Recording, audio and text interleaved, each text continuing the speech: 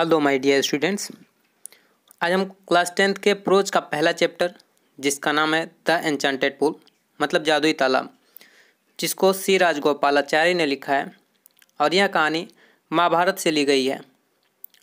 जब पांडव वनवास गए होते हैं तब की यह कहानी है, तो चलिए देखते हैं आगे। युधिष्ठिर चिंतित और प्यासे अपने भाइयों की प्रतीक्षा करते रहे। क्या वे किसी सांप से ग्रस्त हो गए हैं या वे पानी की खोज में अब भी जंगल में घूम रहे हैं? क्या वे प्यास से बेहोश हो गए हैं या पानी न मिलने के कारण प्यास से मर गए? इन विचारों को सहन न कर सकने के कारण और तीव्र प्यास से व्याकुल होकर उन्होंने प्रतीक्षा करना छोड़ दिया और अपने भाइयों और तालाब की खोज में इस आशा से चल दिए कि वे उन्हें खोज निकालेंगे। युधिष्ठिर उसी दिशा में चल पड़े जिधर उनके भाई गए हुए थे और जंगली रीछ, चितकबरे, हिरण एवं जंगली चिड़ियों से भरे हुए उस वन प्रदेश के बीच उस समय तक चलते रहे जब तक कि वे एक साफ पानी के तालाब के चारों ओर के सुंदर चारागाह पर पहुंच न गए।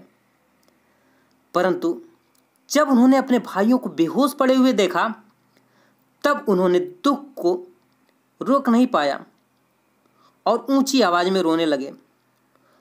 उन्होंने भीम और अर्जुन के चेहरों को स्पर्श किया जबकि वे निश्चल, शांत और दुखी लेटे थे।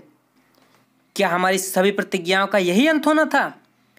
ठीक जबकि हमारे वनवास का अंत समीप है तुम चले गए। मेरे संकट के समय देवताओं ने भी मुझे छोड़ दिया है। जब उन्होंने अपने भाइयों के शक्तिशाली अंगों को देखा जो अब इतने असहाय अवस्था में थे, उन्हें दुख के साथ यह भी आश्चर्य हुआ कि कौन इतना शक्तिशाली है जिसने उन्हें मारा है।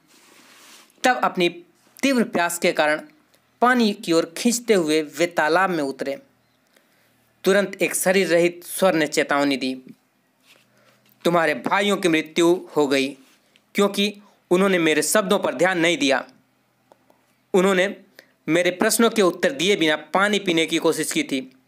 उनका अनुकरण मत करो। पहले मेरे प्रश्नों का उत्तर दो और तब तुम अपनी प्यास बुझा सकते हो। यह तालाब मेरा है। युधिष्ठिर को यह समझने में एक क्षण भी नहीं लगा कि यह किसी अन्य के नहीं वरन यक्ष के शब्द हैं और अनुमान लगा लिया कि उनके भाइयों के साथ क्या बीता होगा। उनको पुनः जीवित करने का संभव उपाय समझने में उन्हें देर न लगी। उन्होंने शरीर रहित स्वर से कहा, कृपया अपने प्रश्नों को पूछिए। उस आवाज ने एक के बाद एक प्रश्न शीघ्रता से किया। यक्ष पूछता है, मनुष्य की संकट में कौन रक्षा करता है? युधिष्ठिर उत्तर देते हैं, साहस। यक्ष, किस विज्ञान के अध्ययन से मनुष्य बुद्धिमान बनता है? युधिष्ठिर कहते हैं, किसी शास्त्र के अध्ययन से मनुष्य बुद्धिमान नहीं बनता। बुद्धिमानों की संगति ही मनुष्य को बुद्धिमान बनाती है। यक्ष ने पूछा, पवन से अधिक तेज चलने वाला क्या है?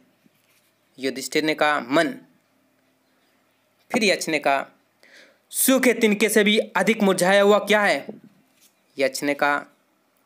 फिर युधिष्ठिर ने जवाब दिया, दुख से पीड़ित हृदय। फिर यक्ष कहता है, यात्री का मित्र कौन है? युधिष्ठिर कहते हैं, ज्ञान। फिर कहता है यक्ष, जो व्यक्ति घर पर रहता है उसका मित्र कौन है? युधिष्ठिर जवाब देते हैं, पत्नी। फिर कहता है यक्ष, मृत्यु के समय मनुष्य के संग क्या जाता है? युधिष्ठिर का जवाब, धर्म मृत्यु के बाद अकेला वही आत्मा के साथ जाता है। फिर प्रश्न पूछते हैं, सबसे बड़ा पात्र कौन सा है? युधिष्ठिर जवाब देते हैं, पृथ्वी, जिसमें सब कुछ समाया हुआ है, सबसे बड़ा पात्र है। फिर यक्ष पूछता है, प्रसन्नता क्या है? युधिष्ठिर कहते हैं, अच्छे आचरण का परिणाम ही प्रसन्नता है।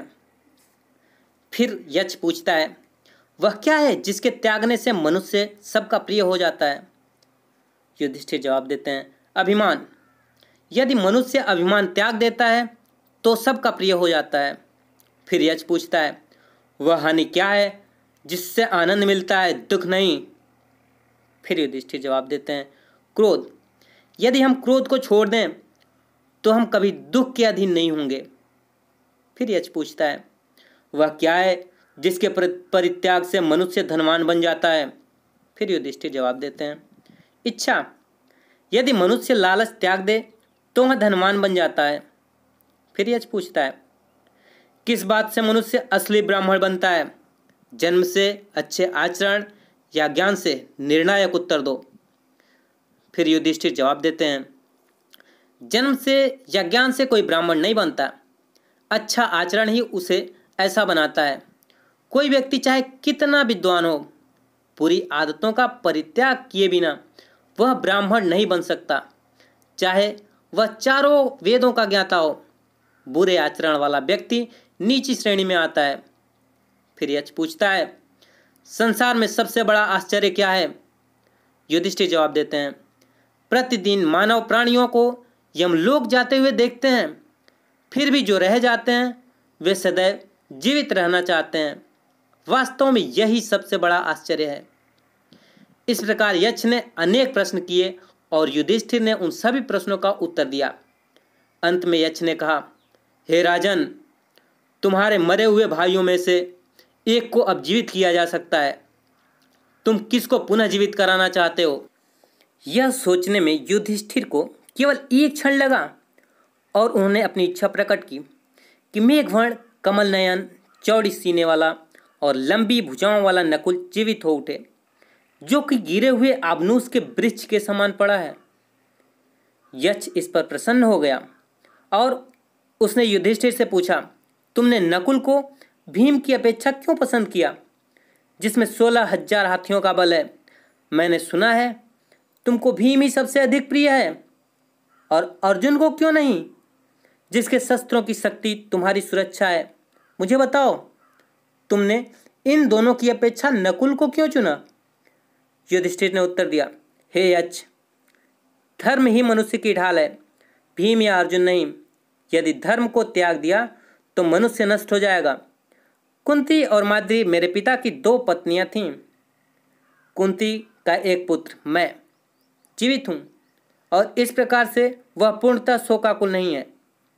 न्याय तुला बराबर रहे, इसलिए मैं चाहता हूँ कि माद्री का पुत्र नकुल जीवित हो जाए। यक्ष युधिष्ठिर की निष्पक्षता से अत्यंत प्रसन्न हुआ और उसने यह वरदान दिया कि उसके सब भाई जीवित हो उठें। ये मृत्यु के देवता यमराज थे, जिन्होंने यक्ष का रूप धारण कर लिया था, जिससे वे युधिष्ठिर को देख सकें और उनकी परीक्षा ले सकें। उन्होंने युधिष्ठिर का आलिंगन किया और उन्हें आशीर्वाद दिया, तब वे अदृश्य हो गए।